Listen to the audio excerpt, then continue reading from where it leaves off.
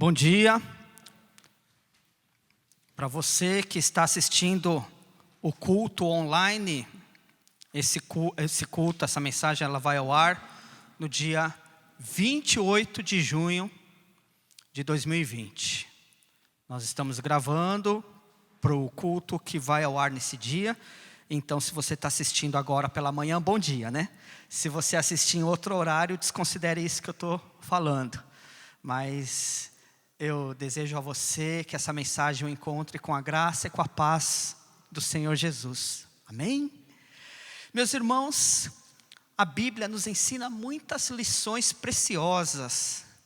E uma delas é a respeito dos valores que nós temos como aqueles que são praticados no mundo, que muitas vezes não estão de acordo com os valores do reino de Deus.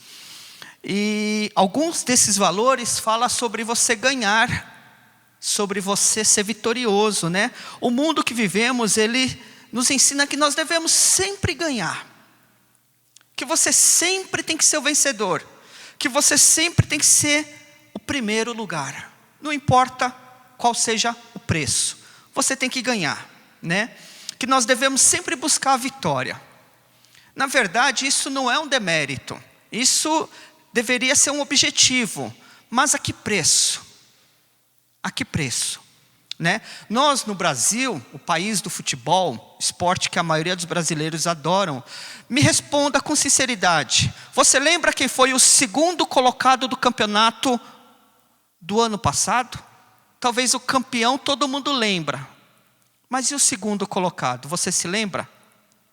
Pois é, ninguém se lembra de quem fica na vice-liderança, quem é o vice-campeão, ou tampouco quem é o segundo colocado. Essa é uma realidade trágica que nós constatamos em nossa sociedade. E a gente pode citar vários exemplos, como por exemplo, a Olimpíada que ocorreu aqui no Rio de Janeiro no ano de 2016, em que finalmente o Brasil foi campeão olímpico de futebol, conquistando a sonhada medalha de ouro. Mas antes disso, inacreditavelmente, o Brasil já teve 7 medalhas no futebol, sendo 5 de prata e 2 de bronze. Sabe qual é o mérito que nós damos para essas medalhas? 0. Por quê? Porque nós valorizamos sempre a cultura do campeão, do primeiro lugar. Não há espaço para perder nesse mundo. Essa é a filosofia do mundo. Só que aí, Jesus ele apareceu nos ensinando algo diferente disso tudo. Ele diz em Lucas capítulo 9, versículo 24, ele diz: pois quem quiser salvar a sua vida vai perder. Eu acredito que na época, aqueles que ouviram esse ensinamento de Jesus ficaram chocados. E por incrível que pareça, 2000 anos depois, essa frase ainda choca as pessoas. Que você tem que abrir mão, que você tem que saber perder. Isso é muito difícil de se dizer nos dias atuais. Jesus ele veio a esse mundo para nos ensinar algo, para ensinar valores diferentes daqueles valores que são praticados pelo mundo. Isso acontece por meio da conversão, né? Eu creio que conversão, que é o que Jesus veio trazer ao mundo, quando ele veio anunciar salvação através da morte na cruz, que ele morreu para que nós pudéssemos ser salvos. E junto com isso, essa conversão ela significa mudança de paradigmas, mudança de mente. Mostrar que viver segundo o padrão do mundo não é viver de acordo com os padrões de Deus. Eu imagino que todos vocês que têm o mínimo de conhecimento de Bíblia sabem que a palavra conversão significa metanoia, que quer dizer troca de mentalidade, mudar a sua maneira de pensar. Paulo escreveu sobre isso no livro de Romanos, no capítulo 12, versículo 2. E não vos conformeis com os padrões deste mundo, mas deixe que Deus transforme-os pela renovação da mente. Ou seja, você viver uma vida de conversão significa você não viver de acordo com os valores praticados por este mundo. O sentido literal disso é uma estrada, as pessoas estarem indo numa direção e você também está indo nessa direção, mas em dado momento você tem um encontro com Jesus e você passa aí na direção contrária. Você pegou uma conversão, você está indo no sentido oposto àquele que a maioria das pessoas estão indo. Enquanto o mundo caminha para a perdição, você passa a trilhar o caminho da salvação. Isso é lindo. Mudança de estilo de vida e também de pensamento. E quando Jesus fala sobre, nos ensina a perder, Ele está falando sério, meu amado irmão, minha amada irmã. Ele não está fazendo uma pegadinha. Ele sabe muito bem aonde isso vai terminar. E para ilustrar melhor isso que eu quero pregar para vocês, através dessa mensagem, eu vou usar a vida do profeta Jonas. Então, pegue agora a sua Bíblia, abra ela no Antigo Testamento e procure ali entre os profetas menores o livro do profeta Jonas.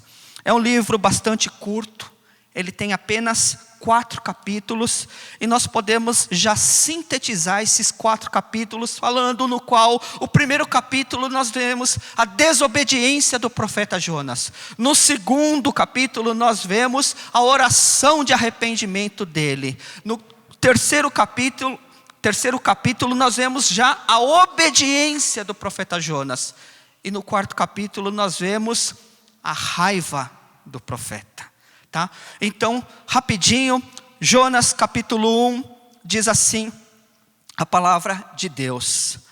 A palavra do Senhor veio a Jonas, filho de Amitai, dizendo: levanta-te e vai à grande cidade de Nínive e pregue contra ela, porque a sua maldade subiu até a minha presença.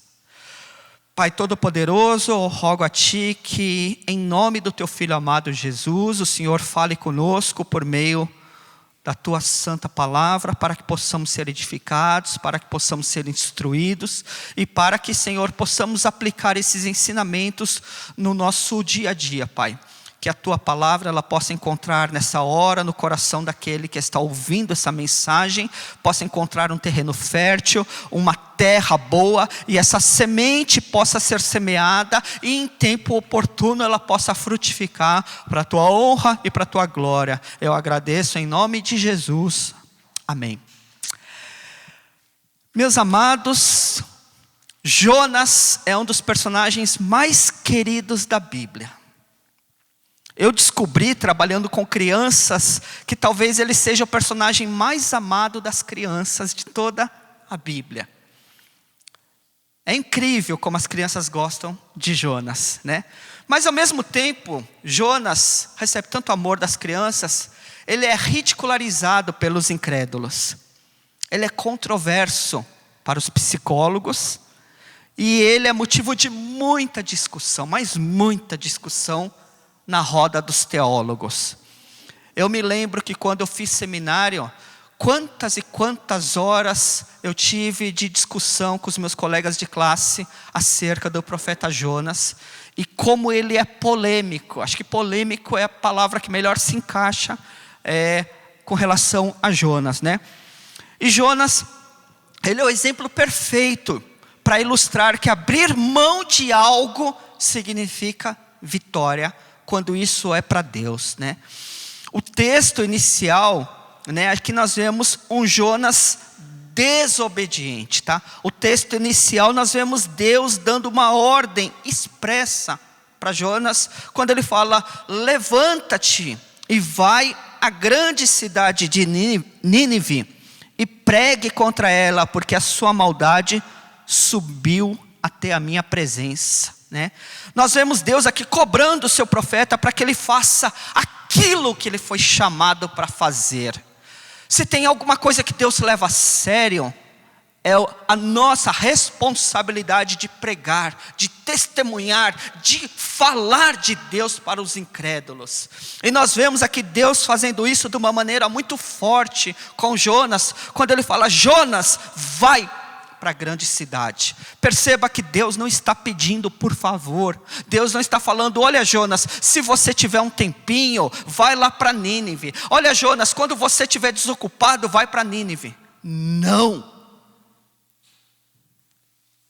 Do mesmo jeito que está ali em Mateus capítulo 28, 19, quando Jesus, ele fala: pois ide e pregai o evangelho a toda criatura, ensinando a guardar todos os mandamentos. Perceba que Deus, quando ele é no tocante a evangelismo, a pregação, a testemunho, não é opcional, é imperativo, é dever do servo de Deus.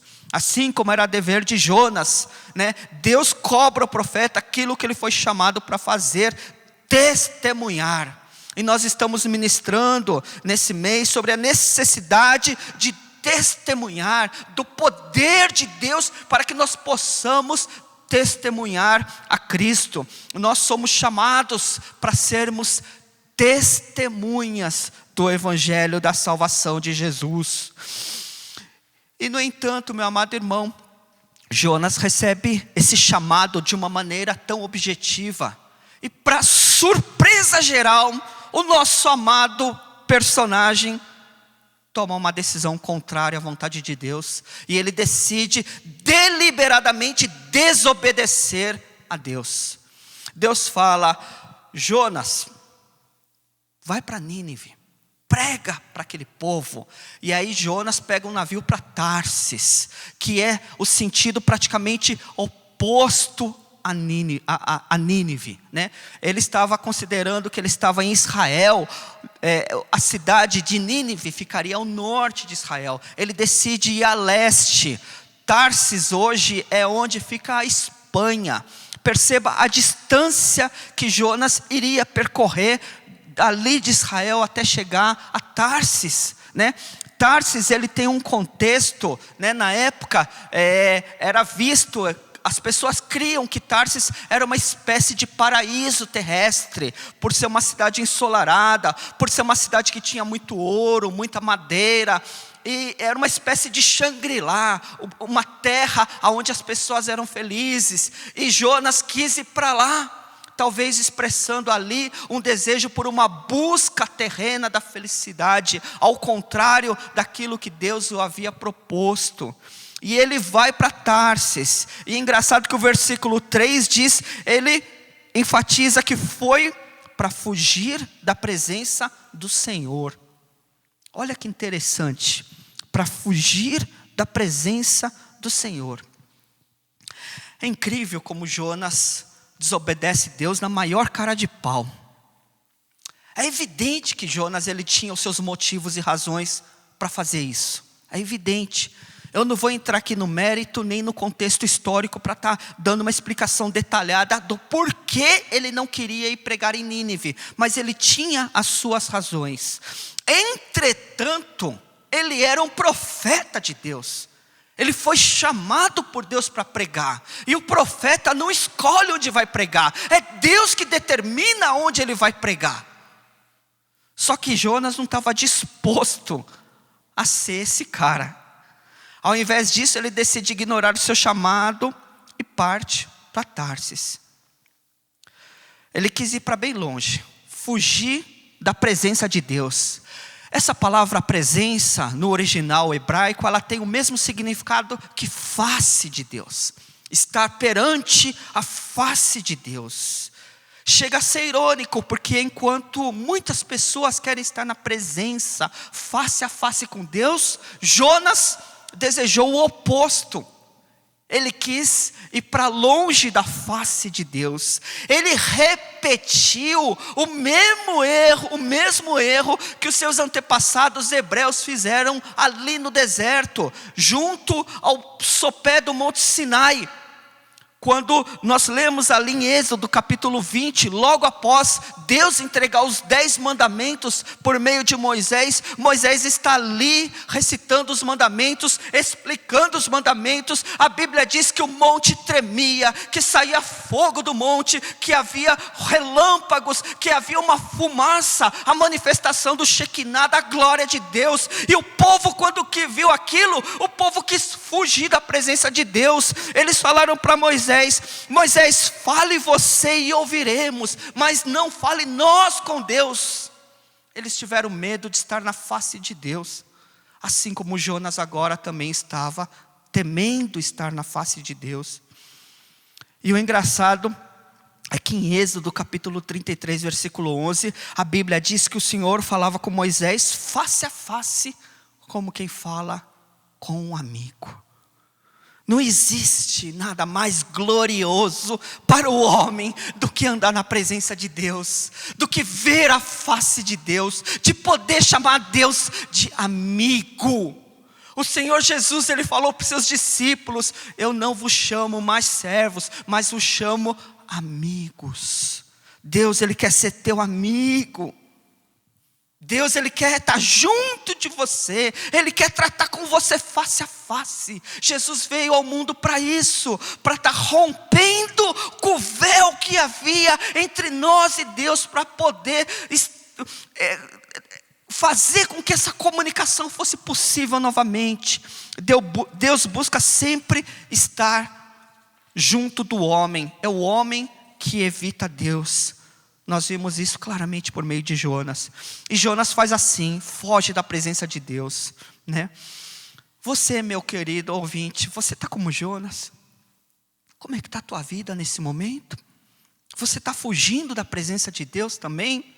Você está procurando um paraíso terrestre para estar ali, curtindo a vida, deixando Deus para trás? Será que você está assim, como Adão estava longe de Deus? Um homem que viu Deus face a face, mas que depois perdeu esse privilégio por conta do seu pecado. Como você está nesse momento? Será que você está como Jonas, num navio distante da presença de Deus? Deus nunca desejou que você ficasse longe dEle. Ele quer te trazer para volta, de volta para perto. E a história de Jonas, todos nós conhecemos, né? Eu creio que a maioria aqui conhece, é uma história bem frequente nas igrejas, né? Diz que Jonas entrou naquele navio rumo a Tarsis, e aquele navio, né, quase naufragou por conta da desobediência de Jonas. Que Deus mandou ali relâmpagos, mandou ondas altas, e o navio inteiro ficou a ponto de naufragar. E aí Jonas, reconhecendo que tudo aquilo conhecia por conta dele, permitiu que o lançassem no mar. E ali ele quase morreu, se não fosse a misericórdia do Senhor, enviando um grande peixe para engolir Jonas, e assim poupá-lo da morte certa. Eu acho maravilhoso isso, maravilhoso, maravilhoso, aleluia, louvado seja o nome do Senhor Jesus. O profeta Jeremias bem escreveu no seu livro de Lamentações, no capítulo 3, versículo 22, que as misericórdias do Senhor são a causa de nós não sermos consumidos, porque as suas misericórdias, elas não têm fim. Elas se renovam a cada manhã. Oh Deus maravilhoso, aleluia, porque as misericórdias do Senhor se renovaram sobre Jonas. Jonas ali no meio do grande mar, no ventre do grande peixe, as misericórdias do Senhor alcançaram Jonas, porque ele se arrependeu e clamou a misericórdia do Senhor. Lindas são essas palavras do profeta Isaías, expressando esse amor imensurável de Deus para conosco. Aleluia, aleluia. Eu percebo, meus irmãos, que Deus, além de misericordioso, Ele dá esse livramento para Jonas, um livramento que Deus dá dia a dia para os seus servos. Meus irmãos, quantos e quantos livramentos Deus já te deu. Talvez nessa hora Deus traga à memória aquela situação em que você quase morreu. aquela situação de perigo iminente, que você sabe que se não fosse a mão de Deus, você fatalmente teria passado dessa para melhor ou para pior. Eu não sei se você é salvo ou não, mas o fato é que todos nós temos ao menos uma experiência para contar. Eu tenho certeza de uma situação em que você estava praticamente à beira da morte, e você viu ali a mão de Deus te poupando, te segurando, te tirando do ventre do peixe. Aleluia, Deus maravilhoso. E então Deus tira Jonas do ventre do peixe, dando a ordem para que o peixe o vomite na praia. E aí eu vejo algo muito interessante, né? Que Deus não apenas salva Jonas, mas a lição maior aqui é que Ele não desiste de Jonas. Sabe por quê? Porque Ele não desiste de ninguém. Enquanto houver vida, há esperança. Enquanto Deus estiver sobre a sua vida, Ele vai te dar uma segunda chance. O versículo, no capítulo 3, versículos 1 e 2 do livro de Jonas diz assim: a palavra do Senhor veio a Jonas pela segunda vez, dizendo: levanta-te, vai à grande cidade e pregue contra ela a mensagem que eu lhe darei. Deus dá mais uma chance para Jonas. Sabe por quê? Porque as misericórdias do Senhor se renovam a cada manhã. Talvez você ache que acabou, mas Deus diz para você nessa mensagem: não acabou, eu ainda não terminei. Ainda tem algo a ser vivido. Assim como foi pregado a semana passada pelo profeta Jonas, ou melhor, pelo pastor Jonas, e não fazendo um trocadilho, já fazendo, né? Ele disse sobre nós termos novos recomeços, né? Ele disse ali, quando ele usou o livro de Zacarias, se eu não me engano, falando também do profeta Ageu, sobre você ter essa nova chance, um novo recomeço. Ele falou da figura do templo, do novo templo sendo construído. Assim também aconteceu com Jonas. Deus estava dando uma segunda chance para Jonas, para que Jonas fosse àquela cidade e continuasse aquilo que Deus havia mandado. E aí nós vimos agora daqui para frente um Jonas obediente. Ele vai até Nínive, prega a palavra de Deus, e ele faz aquilo que Deus colocou no coração dele para fazer. Vale lembrar, entretanto, que Jonas não queria fazer isso. Ele não queria pregar para aquelas pessoas. Mas mesmo assim, em obediência à palavra de Deus, ele pregou. E aí eu tiro uma grande lição aqui também, meus amados irmãos, que não somos nós que convertemos as pessoas, mas Deus, por meio da sua palavra, por meio do agir do poder do Espírito Santo. A nós compete tão somente falar, pregar, testemunhar. Abre a boca, fale, meu amado irmão, não te cales, fale do amor de Deus, fale daquilo que Ele fez na sua vida, fale daquilo que Deus colocar no teu coração, mas não te cales, fale. Porque não é você que vai converter as pessoas. Você não precisa de persuasão para converter as pessoas. Isso é obra do Espírito Santo, aleluia. Em João capítulo 16, versículo 7, Jesus ele fala acerca do Consolador, que é o Espírito Santo. Ele diz que é o Consolador que convencerá o mundo do pecado, da justiça, do juízo e do pecado.